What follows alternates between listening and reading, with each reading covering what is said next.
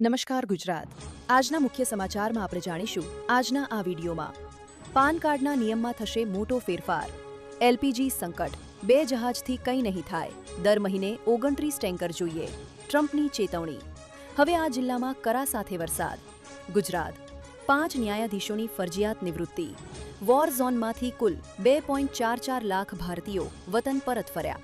આ બધું જ જાણીએ તે પહેલાં અમારી યુટ્યુબ ચેનલને સબસ્ક્રાઇબ કરી લેજો અને બેલ આઇકન ઓન કરી દેજો.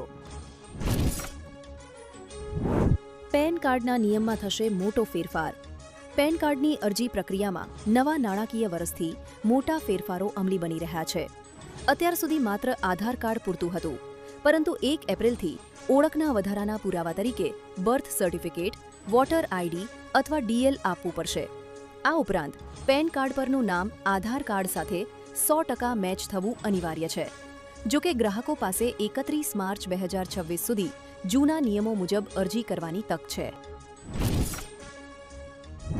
એલપીજી સંકટ, 2 જહાજથી કંઈ નહીં થાય, દર મહિને 29 ટેન્કર જોઈએ.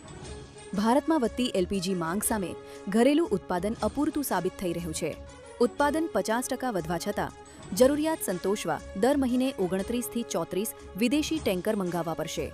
વર્ષ 2027 સુધીમાં માસિક માંગ 2.9 મિલિયન ટન પહોંચશે. ઉજ્જવલા યોજનાને લીધે વપરાશ 3.13 મિલિયન ટન વટાવી ગયો છે.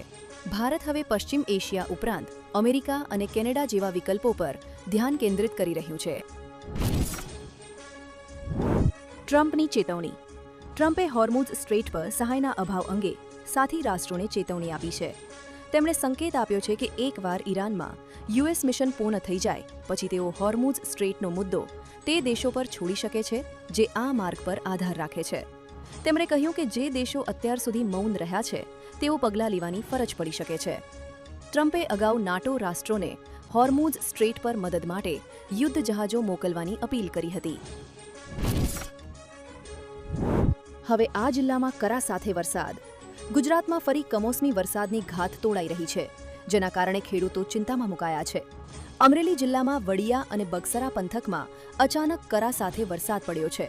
હવામાન વિભાગની આગાહી મુજબ અપર એર સાયક્લોનિક સર્ક્યુલેશન સક્રિય થવાથી આજથી 20 માર્ચ સુધી રાજ્યના વિવિધ ભાગોમાં ગાજવીજ અને ભારે પવન સાથે માવઠું પડી શકે છે.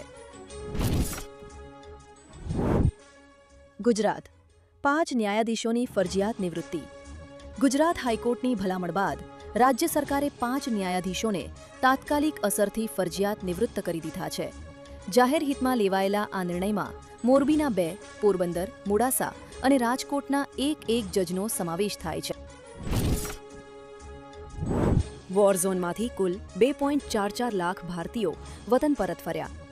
મિડલ ઈસ્ટમાં વધતા સંઘર્ષ વચ્ચે ભારત સરકાર પોતાના નાગરિકોની સુરક્ષા માટે કટિબદ્ધ છે. વિદેશ મંત્રાલયના જણાવ્યા મુજબ 28 ફેબ્રુઆરીથી અત્યાર સુધીમાં આશરે 2.44 લાખ ભારતીયો સુરક્ષિત રીતે વતન પરત ફર્યા છે. ઈરાનથી આશરે 700 ભારતીયો આર્મેનિયાના માર્ગે ભારત આવવા રવાના થયા છે. જોકે આ સંઘર્ષમાં 5 ભારતીયોએ જીવ ગુમાવ્યા છે.